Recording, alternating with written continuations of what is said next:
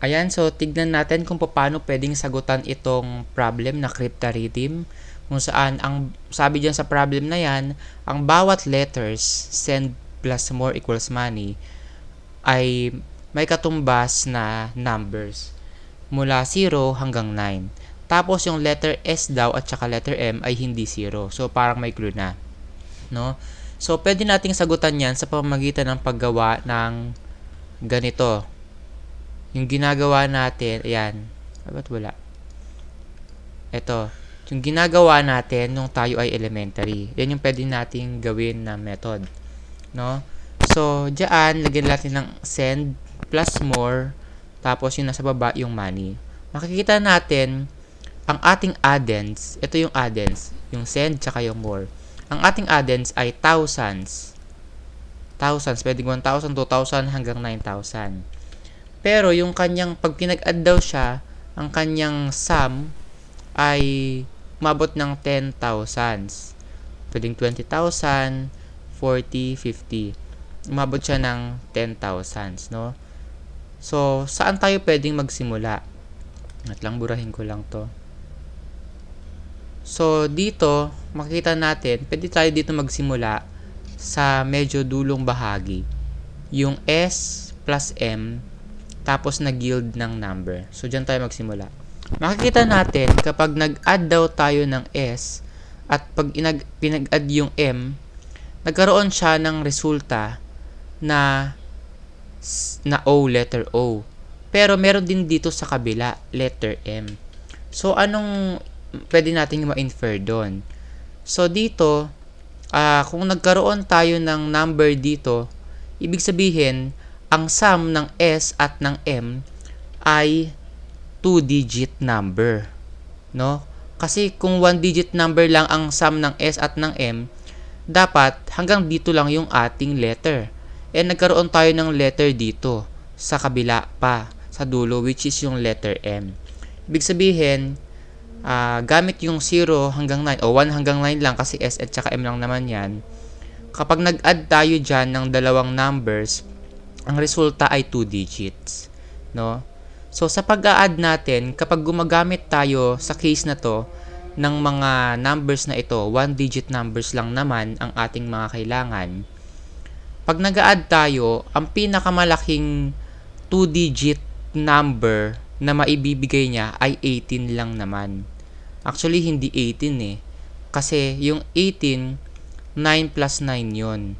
Isa lang naman yung 9 dyan, no? So, 9 plus 8, yun yung pinakamalaking number na 1 digit at magre-resulta ng 2 digit.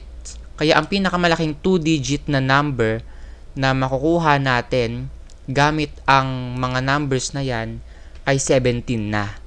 No? 17 na. Ibig sabihin, hindi lalagpas ng 20 or more. No? So, ibig sabihin, ang pinakamataas na number ay line of 1. Dito, line of 1. Yan na yung pinakamataas. Therefore, kung 17 ang pinakamataas, or line of 1 ang pinakamataas na pwedeng maging sum ng dalawang numbers na to, o kung anumang numbers yan, ibig sabihin, nagkaroon tayo ng carry 1 dito. No? Nagkaroon tayo ng carry 1 dyan, kaya magkakaroon dito ng number, which is represented by M. Ngayon, kung may carry 1 dyan, at wala namang number dito na pwedeng magdagdag pa kasi wala namang nakalagay na letter, then letter T ha, plus sign yan. Ibig sabihin, ang M natin ay 1 na. 1 na yon. Ang value ng M natin ay 1. So, kung ano pa yung mga other letter dyan na letter M, ilagay natin sila bilang number 1. No? So, meron na tayong isa. No? Wala na yung 1. Eliminated na siya. So, nagamit na natin siya, which is for letter M. At nasatisfy yung condition na hindi 0 ang letter M. No? Ngayon, burin ko lang to, ba't bumalik to? Balik tayo dito. No? So, nag-add ka S plus M. No? Yung M1. Anong pwede mong i-add sa 1 mula sa mga numbers na to? Anong pwede mong i-add sa 1 na magre-result siya ng 2-digit number? Yung 1 plus 8 hindi na pwede kasi 9 lang naman yon. Kaya, ibig sabihin, yung S natin ay 9 yan, no? Kasi 9 plus 1 equals 10. So, kung 9 plus 1, 10. So, dito 0. Ayusin ko lang Dito, yung O, 0. Tapos dito, 1. Kasi nga may carry 1. So, ganyan na yung magiging numbers natin.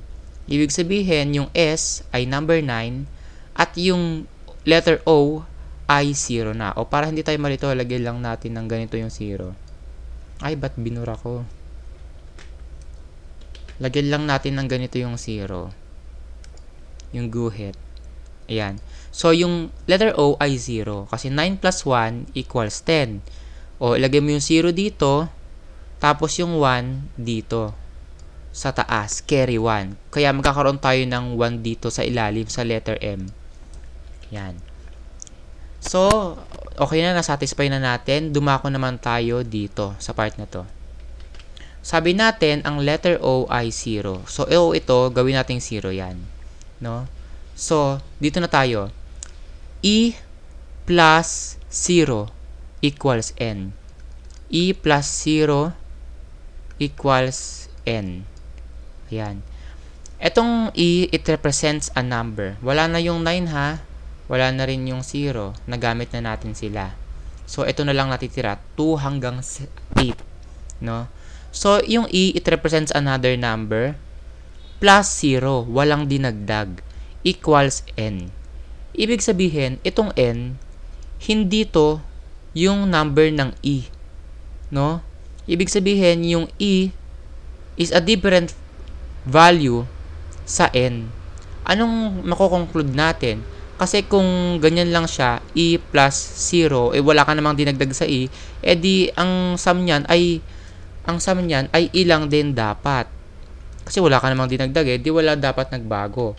So, kung ang sum niya ay represented as N, ibig sabihin, it represents another number. At sa addition na to, hindi naman tayo nagma-minus, nag-a-add tayo. Ibig sabihin, yung E, nadagdagan yan. Kaya siya, yung sum ay nagkaroon ng representation ng another variable, which is represented by another number. No?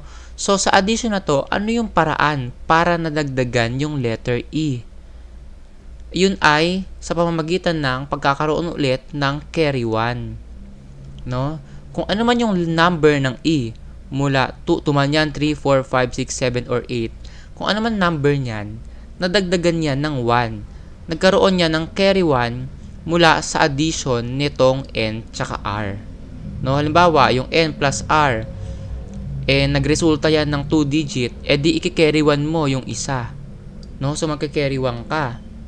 Kaya, yung E, madadagdagan lang yan ng 1. No? So, sana nakuha nyo yung ganong analysis. Yung E, nadagdagan lang siya ng carry 1. Most probably, ayun yung ating pwedeng mahinuha. No? So, kung yung E nagdagdag ng 1, ibig sabihin, yung N, nadagdagan lang siya, yung N, yun lang yung letter E, value lang E, plus 1. No? So, magkakaroon tayo ng trial and error dito. No? So, simulan natin sa mataas na number. Simulan natin sa 8. Trial and error nga to, guess and check So, halimbawa, ipagpalagay natin, kulay red muna ipagpalagay natin na yung E ay 8. No? So, 8 plus 0, wala namang madadagdag. So, 8 carry 1, di 9. Therefore, yung 9 yung N magiging 9. So, hindi pwede yan. Kasi, ang 9 natin, etong letter S, nagamit na yung 9 So, hindi pwede maging E yung 8. No? Try naman natin kung 7.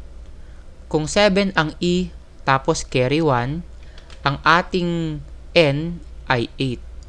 No? So, pagpalagay natin na totoo yan.